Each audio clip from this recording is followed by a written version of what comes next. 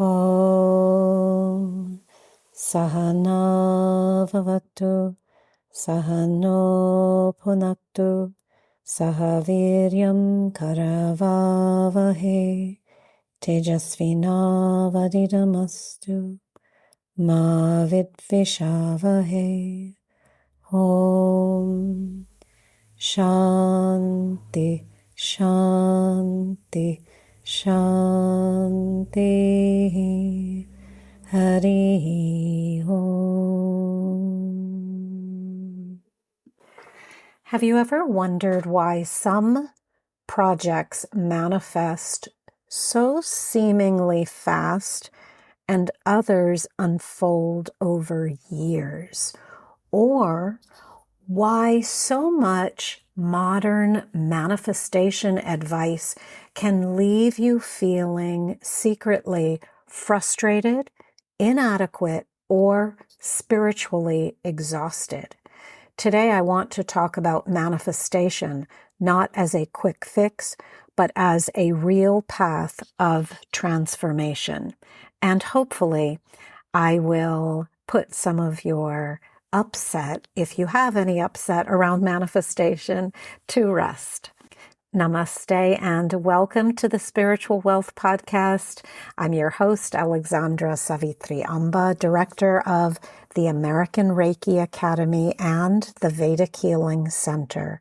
I'm a Reiki master, Vedic Healing master and priestess, and spiritual guide. I've practiced and taught spiritual self-development and healing for more than 35 years, led pilgrimages to India, and studied with blessed Indian gurus. In this show, we cover topics related to metaphysics, Reiki, Vedic healing, manifestation, spiritual growth, and feng shui, based upon my studies and work in these disciplines. The aim of this show is to help you awaken, develop, and tap into your spiritual power in order that you may live well, manifest your dreams, and ultimately fulfill your unique divine destiny.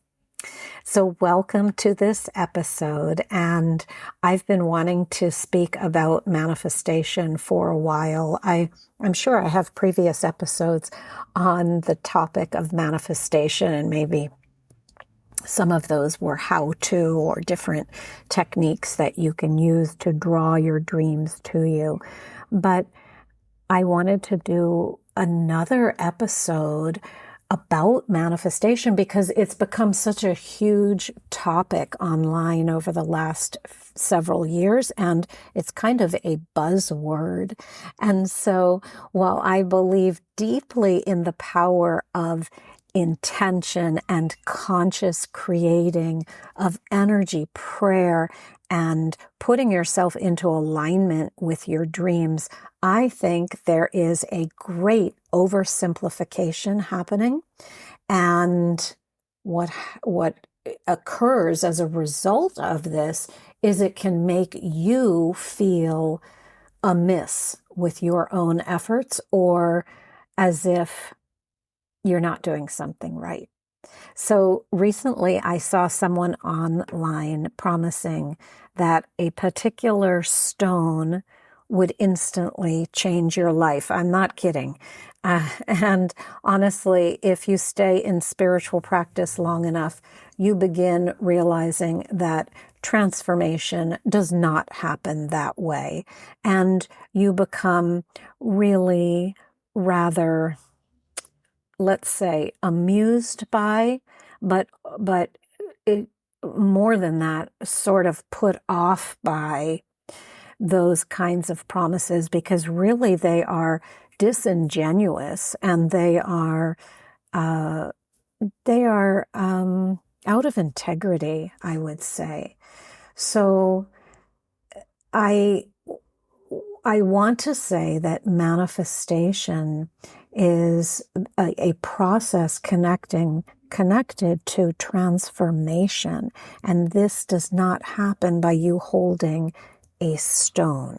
Now, I'm all for crystals. I use crystals. I use them in my manifestation projects, but the deep kind of manifestation, and I say this with great compassion and not judgment. Again, it's slight amusement and it's slight also annoyance at people misrepresenting manifestation, because I understand why people want quick answers. I understand that people are hurting, that we want relief. Maybe you are trying to manifest love in your life, true love. You are trying to fulfill your purpose. You want abundance. You want the healing of a certain issue. You want direction.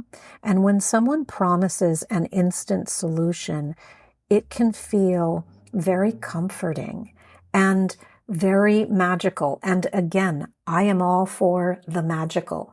I love, and you can hear my voice light up, I love to use techniques that are going to accelerate our dreams coming to you, coming to us. But true manifestation is rarely just about getting something. It's really about becoming, about transforming from the inside out. And, we hear that you have to become the person you want to be in order to draw to you what you wish to create. But that process can take time. And this is something that many manifestation coaches do not want to say out loud. They want to promise that if you just chant this one chant, and again, I'm all for chants. There are beautiful mantras that will help accelerate your manifestation of a dream. But if you just do this other thing will happen. If you just take this crystal and hold it in your hand every night, if you put it under your pillow or you do some incantation, this long-held dream will start coming to you. Sometimes manifestation looks less like magic and more like a slow, deliberate, and very profound inner transformation. So the outer reality shifts really only after something deep inside of us changes first. And this is where, honestly, your spiritual practice becomes very important. I always hark back to the spiritual practice because meditation, mantra, prayer, yoga, healing, Reiki, self-awareness, devotion, all cause you to slow everything down and to become very internally rich. And the name of my podcast is Spiritual Wealth. That name came to me in meditation.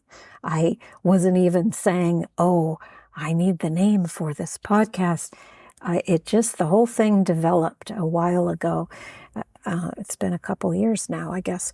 And time goes quickly. And so this richness of spirit is where the glory of manifestation lies. Not because there are tricks to manipulate the universe, but because all of these practices that we do transform consciousness. They transform your perception. They transform your energy field, and therefore how you live, how you make choices, how you relate, how you respond. And over time, these subtle shifts begin changing your life. And I go back and forth between your and our, so forgive me, because I'm always talking about all of us. I'm always talking about myself as well.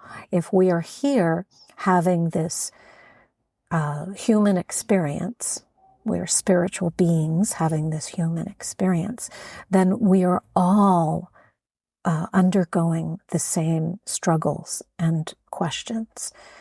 So many people, I think, confuse manifestation with control. And they're trying to harness their inner space and kind of like get a hold on this, creative visualization or whatever process you're doing. And that becomes really fraught with anxiety and angst and upset. That's why many times spiritual practitioners say, I've tried everything in order to manifest whatever, and it just isn't happening, and they feel really discouraged. But life is not linear. There are other factors involved with manifestation. Sometimes it is divine timing. Sometimes it is karmic lessons that have to unfold. Sometimes what we think we desire is not actually in our highest interest. And so there's that expression, what is it? Something like, if you want to hear God laugh, tell him, her, your plans. So in other words, we're always surrendering to the divine wisdom. We're putting out there what we would like in our lives, but we're always surrendering. And that surrendering requires a deep commitment to your spiritual practice, because it is difficult. It is difficult to say, this is what I would like, and yet I am ready, willing, and able to invite into my life what the divine has for me.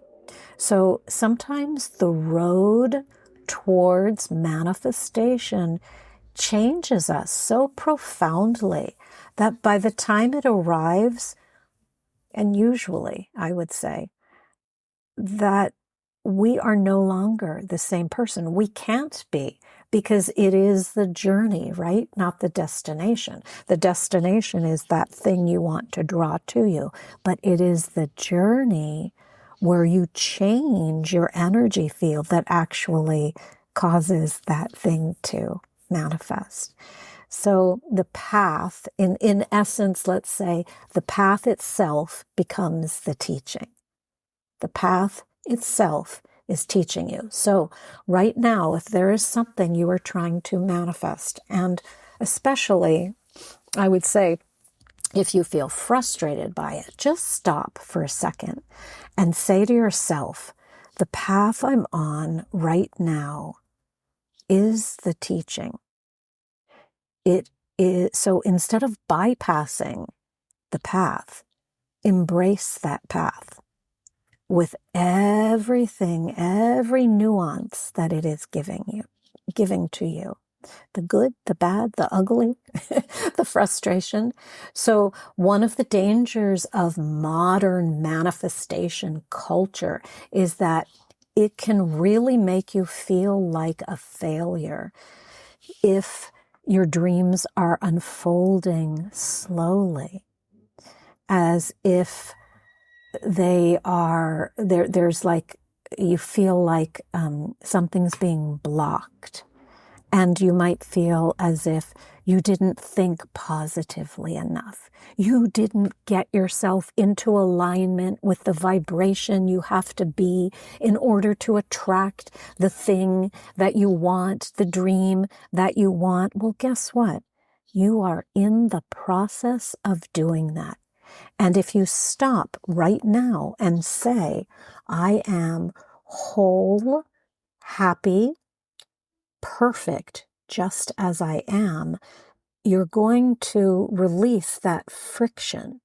Because in a space of friction, you are not going to manifest what you desire. But if you start accepting the now, the you that is right now, you will open the floodgates to your dreams coming to you. Because spiritual growth is not instant.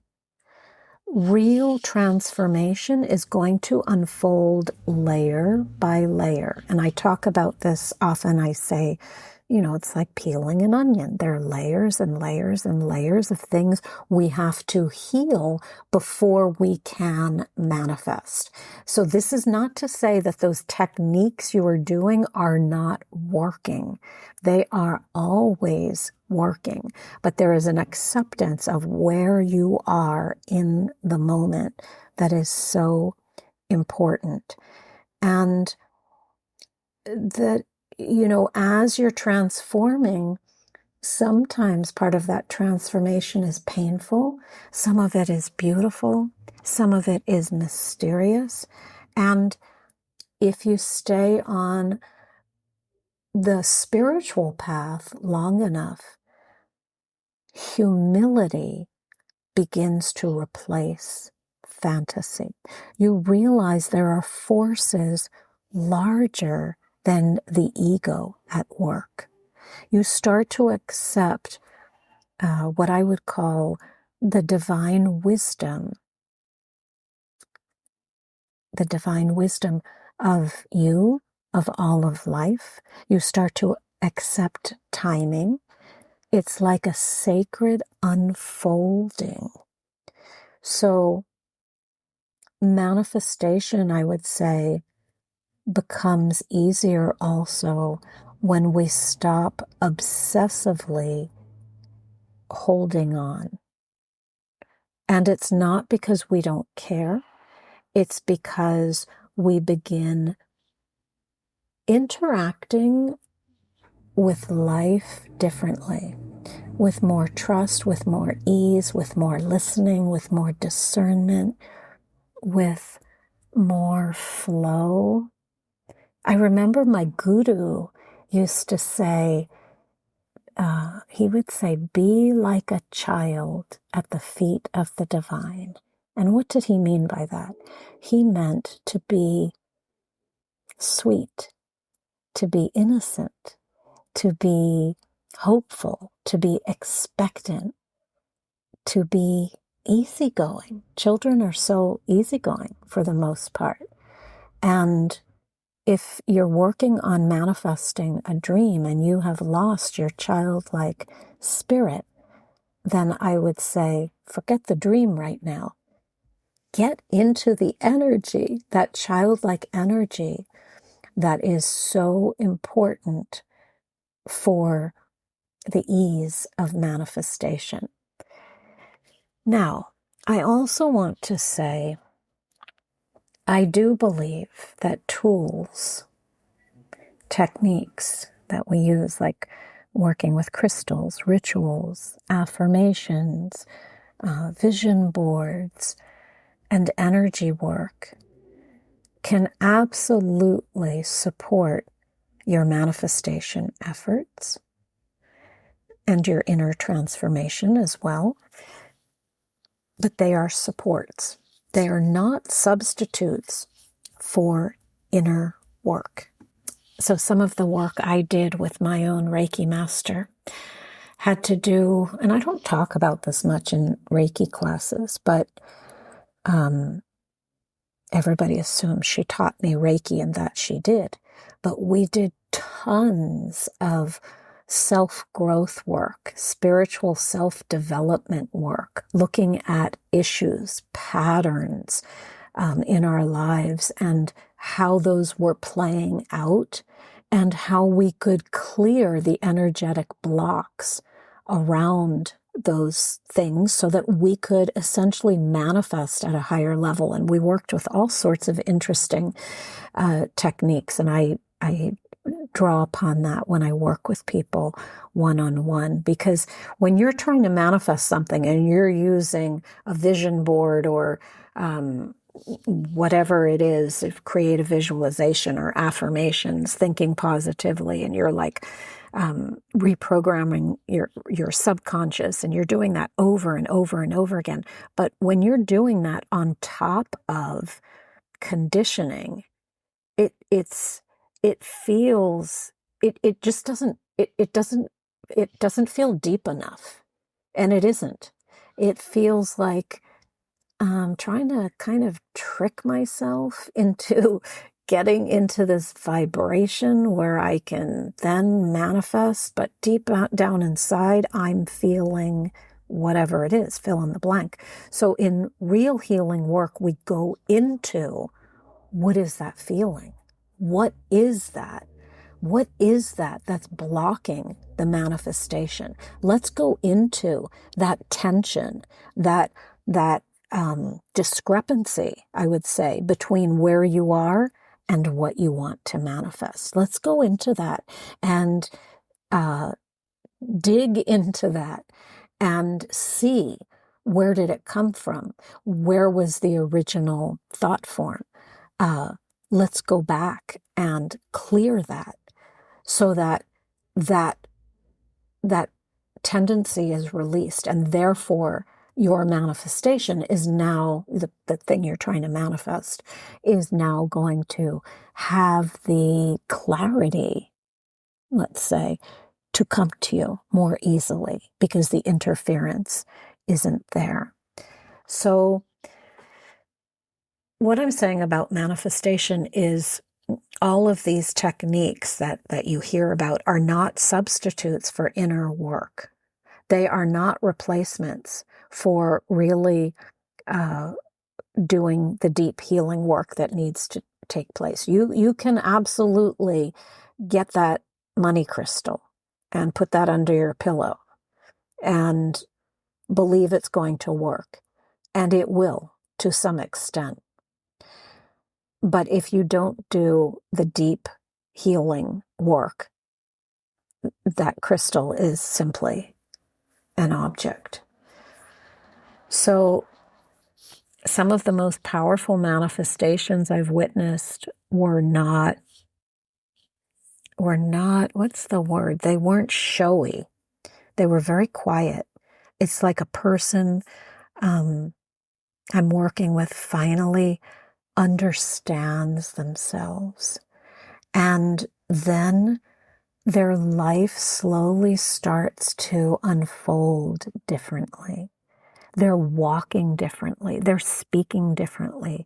They're carrying themselves differently. They are noticing their thought forms differently. They are noticing what they will and will not tolerate. And this is someone waking up. This is really healing. It's beautiful to witness. And I guess I want to say that maybe manifestation is not simply about attracting what you want.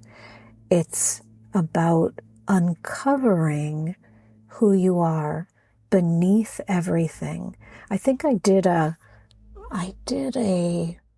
think it was a little reel on Instagram, I don't know, some weeks ago.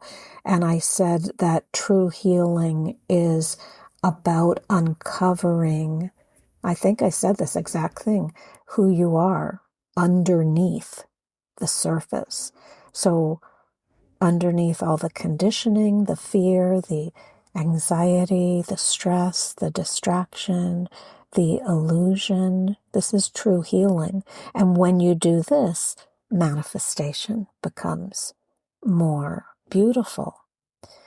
So your long and winding road to get whatever it is you desire is not a failure at all. Perhaps it is initiation. And I'm going to end with something. This just came up for me. I didn't plan to speak about this. And it's hard for me to say. But it was something someone said to me a few weeks ago. So I was talking about, let me see how to phrase this. I was talking about a certain friendship I had had. And I want to say that any friendship, any relationship you are having may have hidden elements in it. There can be karmic elements, a reason you were drawn to one another. Things that you have to work out together, that you cannot work out with anyone else. Because remember, as practitioners, we believe we are here to go through this life and learn lessons. As a soul, we come here with lessons to learn. And my lessons are different from your lessons. And they might be similar, but different also in many ways. And so I was talking to her about a friendship I had had, and it was not so, let's say, what is the word? It was not so positive at the end. And when I realized it wasn't, because here's the thing, when you're in a relationship, any kind of relationship or friendship, it is two magnets coming together. You have a vibrational pull to one another. And that pull stays there until one element, and in this case, one person, shifts, changes. And then that magnetic pull is not there anymore, or the second person also shifts and grows and the pull becomes different, but it's still there. And so you keep walking together forward. And so, and this is what we see with couples. Sometimes you say, oh, the couple grew apart. And it's really, it's an energetic thing. So, so at the end, when I realized this friendship was no longer positive, for me, and it was time to transition away, and I did. So this other friend had known about this friendship of mine, and we were reminiscing about different things. And at the very end of the conversation, she said to me, and this is the part I wasn't going to share. I wasn't even going to share this story. She said to me, well, he sure made a fool out of you, didn't he? And when she said that, I was taken aback. Part of me was shocked that she said that because it was hurtful. And then she kind of laughed also. And the other part was shocked because I thought, I don't regard anything that way. See, as a spiritual practitioner, as a conscious spiritual practitioner, I regard everything in my life as being a gift from spirit, as being an opportunity for growth and transformation.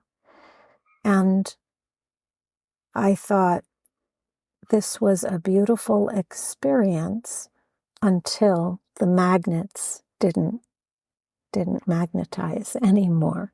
So no, I never thought the other person made a fool of me. And maybe it's part of me also always seeing the good in others. I do not believe that people set out to make fools of one another. I believe that souls are brought together in order to learn lessons and walk this path for, so many months or years.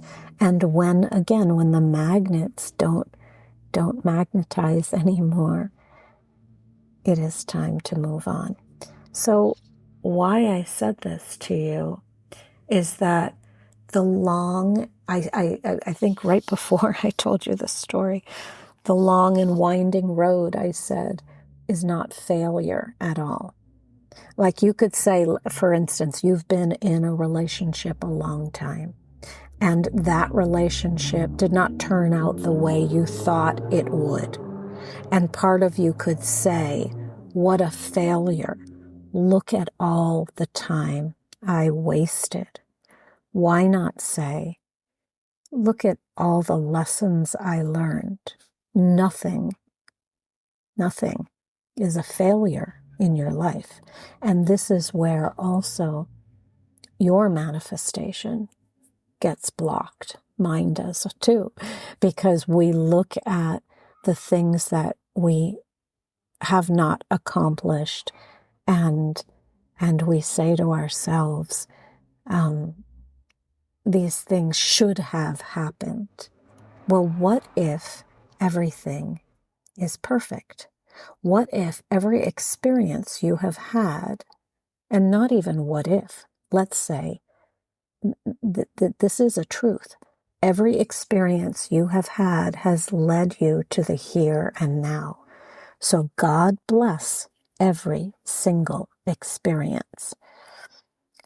Be grateful for every single experience, for it has caused the beautiful development of you. So when you become really conscious, really aware, really accepting of everything that occurs in your life, there is a freedom in that. And remember, manifestation of anything is like an initiation. In Reiki, you get initiated into the energy. It's where the Reiki master turns on or activates the flow of energy. She connects you, he or she, the Reiki master, connects you to this circuit of energy called Reiki, Universal Life Force Energy. The circuit is always there, but it's dormant until the Reiki master wakes that up. And so every experience, and this is the initiation, there's more to it than that. There's a sequence that we do with the hands, the chakras, the energy field to wake up the energy. So every single experience you have had is an initiation into a higher version of you. And this is manifestation. See, you are always in the act of manifesting. Even when you say, oh, the dreams that I want aren't here yet, you are manifesting because you are breathing. Manifestation is the act of bringing something into your space. And you are always doing that. These days, when we talk about manifestation, we're talking about conscious creation. So that means I want to create this, let's say, true love. So I am going to do things that support this true love occurring in my life. But you are actually, just by virtue of breathing, you are already manifesting true love. You just don't know it. You just don't know it. Its manifestation is the self-development that is occurring in you in every single second, in every breath that you take. So you are never failing at manifestation. You never really need a crystal to put under your pillow or to hold. Certainly these things can help because they help you focus and believe in your dreams. And that's one way external tools work. So it's nice to do a vision board, and it's a lot of fun too, to do that vision board and have it up and allow that to enter your awareness every day when you look at it. It's really fun. And when it's fun, here's a clue. When it's fun, you're in the act of manifesting something really fun. But you're always manifesting. You're always, because manifestation is really self-development on fire.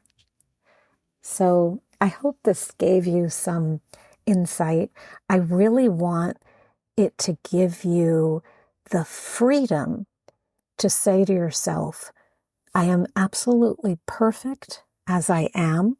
I am in the act of drawing my dreams to me. I may not see those dreams visibly appearing, but there are inklings every day that these dreams are on their way, because I am actively engaging in self-transformation. And as you do that, if you have the courage to do that self-transformative work, this is true healing, then your dreams will more readily come to you in the time frame that you would like. So be easy, be kind to yourself, and above all else, be childlike. As my guru said, childlike. Be like a child at the feet of the divine, and you will find really amazing things come to you in beautiful ways. Om Asatoma Sadgamaya Tamasoma Jyotirgamaya Mrityorma Amritam Gamaya. Om Shanti Shanti Shanti. Hari Om. Om Sai Ram. Jai Guruji. Om Amriteshwariye Namaha. Hare Krishna. Om Namah Shivaya.